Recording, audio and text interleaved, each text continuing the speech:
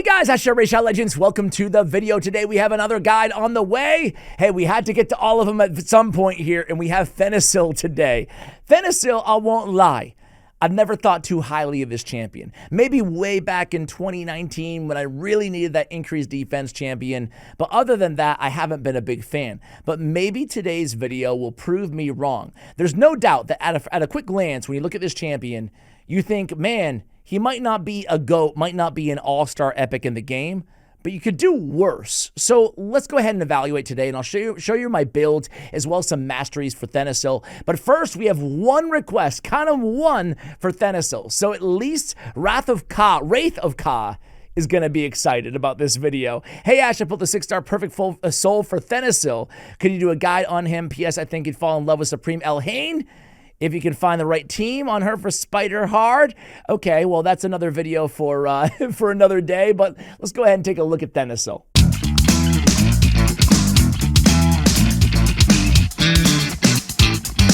All right, guys, so Thenasil is a high elf. He is an epic champion. He's Force Affinity. I love that he's Force Affinity.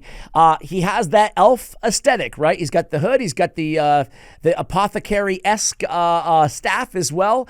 As I mentioned before, I like that he's Force Affinity. Force Affinity is generally, negative affinity in this game because blue is so popular. The only downside is he's not much of an arena champion, so it is what it is. But yeah, he's Force. He's a support. His base stats aren't too bad. He has a healthy amount of defense for an epic champion, for an epic support, that is. His 18k or so HP is about average for a support. He does have ally resistance in dungeons by 70 on the aura. It's interesting. You don't really see resistance dungeon auras on epic champions that often, and the fact that he has it at 70 is pretty significant. A resistance, albeit only in dungeons, but a resistance aura at 70 for an epic is almost unheard of. So maybe in I guess perhaps in Ice Golem, you could use that resistance to avoid some of the debuffs.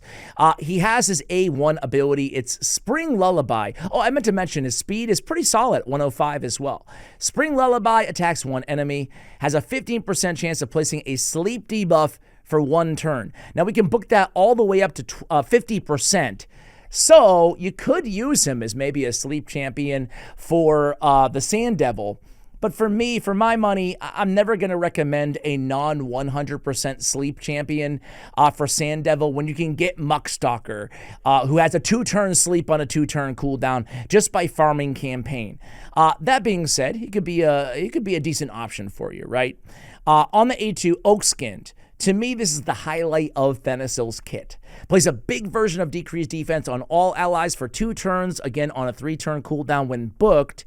Heals all allies by 25% of this champion's max HP. Of course, we say it all the time, but we're going to say it again now. We're going to say it again in the future. But having your heals based on this champion's, the wearer's or the caster's, HP is ideal because that is a variable that we can control. Their HP can be scaled up. Thus, the heal can be scaled up as well.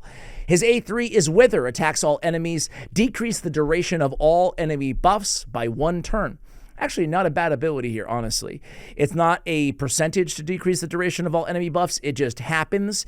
It's on a 5-turn cooldown, which is very long. There's a lot of books on this dude, which is not ideal. Most of them just go to that A1 sleep. Some of them going to the damage on the Wither. The Wither damage is nothing at all, so don't book it out for any damage or think this guy's going to be doing any damage. He's an attack-based champion with 991 base attack and no multipliers. Speaking of multipliers, though, let's go ahead and pull him up on good old hellhades.com and take a look at his area rankings and his overall ranking. He gets a 2.5 out of 5. His areas, really not shining anywhere. How about that? He's really a kind of a niche pick for when you're lacking that increased defense and you want a really competent healer. The good news is this dude can heal, man. 25% of his max HP is really solid. The bad news is now we have champions like Tagore with an increased speed and a revive and a shield and damage mitigation, an increased defense. He doesn't have the increased defense on an AoE 3-turn cooldown, but man, what I'm trying to say is champions nowadays, epics nowadays, they're usually bringing a lot more to the table than an old school 6-year-old champion like Thenasil. That being said, he's still got what he's got, right? He's got some heals. And increased defense, damage mitigation, and then healing if you need it too. We're going to do like one run in today's video because once you've seen one Thenasil run, I feel like you've seen them all. We're going to go into Ice Golem, where I think he's very, very well poised to support your team. He has a 5.2 attack on his A1, and he's a 4 on the AoE. Again, these multiplier numbers sound good, but it's all relative. His base attack is so low. Again, he's not there to deal any damage. Most of his damage, if any, in today's video will be coming from War Master. Speaking of War Master, I have not changed the build on my Thenasil in years and years and years, okay? I have 2 Immortal sets and 1 Perception set. You could run him in a Curing set. You could get fancy and try to put on a Guardian set on this champion just to have more damage mitigation, but I think that's too fancy for this champion. I think we're just going to simply go with Immortal. Immortal is a set that we get from Demon Lord Clan Boss anyway, and heck, we want heals on him. Sure, we want to keep him alive so we can stay alive to heal everybody else right on the team.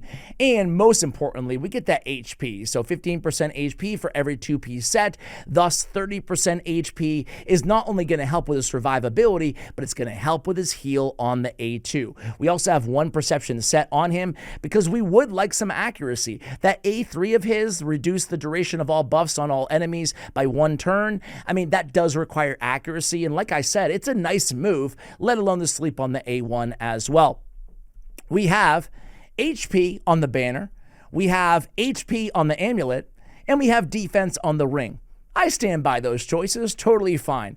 It's not ideal to have a double roll of attack percentage. We're looking for even more HP. I'm tempted to make a switcherooski, but I'm just going to keep him on the basic gear that I have because it's not fully ascended in all that crazy stuff. I think the only thing I had to add on to him was an HP percentage on his chest, right? You could get kind of niche unorthodox and go resistance on the chest and take advantage of his aura, but I don't see any real use case in that because we just want HP because of the heal. So I kind of wish he had HP in dungeons as his aura instead of resistance, even though it's kind of nice to have. We have speed on the boots, HP percentage on the chest, and we have defense percentage on the gauntlets. I'm not a big fan of that. I'd rather HP percentage on his gauntlets as well. Really, we want to go all HP. And that covers not just Thenasil, but it covers every champion that have heals based on their HP. For the most part, we want to go HP percentage on the gauntlets and on the chest, right? All percentage stats, we want to gravitate towards HP even over defense. So this is not ideal, but we're going to keep it on the spirit of the old school video here, right? And then we're looking for HP, not a bad helmet there. And then HP again, percentage, and a little bit of speed too, right? So his total stats for today's video are going to be 85K on the HP total. Now, we're benefiting a lot from empowerment, from blessing, from faction guardians, from, classic arena. So there's a lot of bonuses that are going into these stats. You take all those away, we're going to be losing around 20K HP. So he's going to be around 65K, if you were just progressing. Now, you can mitigate that by putting the HP percentage on the gauntlets. You get it right back, right? So those are the total stats. He's a little slow at 210. I'd prefer him a little bit faster. Even towards 230, 240. Now we're talking, right? But we'll get by just fine. I have no relic on this champion, but if I was going to put a relic on him, I would put a relic with HP as the main stat, first and foremost, right? So I'd be looking for any rare relic. I wouldn't waste anything beyond a rare relic on this guy with HP as a main stat to get more healing out of him, right? I do have Miracle Heal as a blessing on him. That's totally fine. We're going to have a 75% chance to restore max HP when healing. And again, he's healing a lot. Keep in mind that's helpful for Sand Devil. That's helpful for Fire Knight as well. There's a lot of areas where we can actually get utility, out of the Miracle Heal blessing. You could also consider making him your commanding presence champion on your team, or you could go with Faultless Defense. Whenever an enemy attacks an ally under an increased defense placed by this champion, reflects a portion of the damage back to the attacker. I'm only getting 6% damage reflected, so I'm going to stick with the Miracle Heal here, but if I had him 5-star, I think I would go with Faultless Defense on Thenasil instead. These are the masteries that we went with here, guys. These are the masteries that I've had on Thenasil ever since I've had Thenasil, and they're totally fine. I went offense. I came down and picked up War Master. You don't really need Life Drinker, but it is what it is. We went down Steadfast, picked up more HP, and then right down the left-hand side of the support tree for all those healing masteries, ending at Lasting Gifts, which is very powerful on this champion. He can get the extension on his increased defense potentially and have that last for 3 rounds, absolutely, or 3 turns, excuse me. That would be absolutely great if it happens when it happens. So that is the build, guys. That's pretty much it, right? Nothing to it. Let's go ahead and jump into Ice Golem here. I will show you the team that we have for Ice Golem 25. We have Thenasil in a lead. Why not? Ideally, I'd run an HP or a speed lead instead of him, but let's give him his time to shine here, his time in the sun. We have him in the lead. We have Reliquary Tender for heals and revives if we need them. We may need them against the Ice Golem. He hits very hard. We have Dark Elhaine, who I absolutely love as an Ice Golem nuker. She's a daily login reward champion as well, I think after 120 days. And then we have Executioner, and we have Bellower. I've been getting heavy use out of Bellower here on the channel lately, but he's just so good, it's hard not to. I have the Nature's Bounty blessing on him to upgrade all of his debuffs into the big version of the debuffs. So very, very good still to this day is Bellower. Let's go ahead and turn Super Raids off because I'm not sure if I'll... actually, we can't go back now. All right, here we go. So we're going to go in and...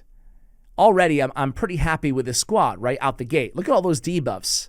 The power of Bellower. We also have AoE decreased speed on Dark Elhaine as well. Let's go ahead and watch Thenasil right in the center stage there. Obviously, everybody has increased defense. He's going to open up with his increased defense on auto. And then there's only one buff on the enemy team, but hey, he landed the sleep too. We don't need it, but he landed the sleep. We'll celebrate it anyway, right? We have Executioner in a stun set, thus the stuns you can see on these enemies. You know, I'm not going to stay with you guys for the first or for the second wave, but you guys kind of get the point. I'm going to come back to you when we get to the Ice Golem. Be right back. All right, guys, so here we go against the Ice Golem. It took us only about 2.5 minutes or so to actually get to the Ice Golem, so this team is the little engine that could here, right? Not the speed run of the century, but my big thing is, can Reliquary and Thenasil keep this squad alive? Do we need a little bit more oomph here? But so far, so good, right? I love the decreased speed from Dark Elhaine and Executioner. They both have it. Of course, Executioner with a weak version. But so far, so good in terms of the healing. This guy, Thenasil, man, he's a weird champ. I don't know why. I have this super negative affinity towards him in my mind, you know? Like, for years and years, I've been like, oh, man, Thenasil, he has not aged well. But when you think about, like, what he brings to the table, as I said earlier, it's not bad, right? It's not that bad. It's not that great, but it's not that bad either. All right, so everything's still pretty steady here. Good old Bellower. Bellower, Executioner, and Dark Elhaine. What a trio there, right? Okay. Pretty solid. I like this. I like a team like this, too, because, especially Ice Golem progression, right? Because it's not all about the, ooh, did I speak too soon? Oh, that was a clutch heal by Thenasil right there, right? So, our Reviver, Reliquary Tender, stayed alive. Still, the Drakes also would be even better for this role, or even alongside Reliquary. But man, I think we might pull this off. Another revive came down. Just gotta be careful of the damage. What I was starting to say earlier is I like the slow and steady wins the race on Ice Golem, because just contending with all those counterattacks, right, that he has, it can be a lot, and it can make you wipe if you put too much firepower on one squad. I thought this was going to be totally fine, but we almost wiped there. So I'm not sure if this would be a 100% successful run, but in a big windup, but we're good. No ignore defense with both the minions down. I love how she comes in there, Dark Elhaine, and immediately applies the decreased speed with her A2 Death's Majesty. Man, getting a lot of revives out of Reliquary here, aren't we? And a lot of heals out of Thenasil as well. As I told you, ooh, Look at Reliquary just barely hanging on again. And Thenasil coming in again with the clutch heal to keep us alive. Oh, my word. We're going to get the job done here, guys. We're going to get it done. It wasn't pretty, but we did it, damn it. We did it. And look at Thenasil, man. 2.6 million heals. 2.6 milli. No big deal. Hey, listen. It is a +4 empowered Thenasil, but he had a rare team, mostly a rare team around him here, and I think you saw the best case scenario on a champion like Thenasil. He is a progression champion, and he's a decent one. He brings the increased defense. He brings the heals. You can get some utility out of his A3 as well. Maybe a little tiny bit of utility, although very RNG with that low land rate on the sleep on the A1.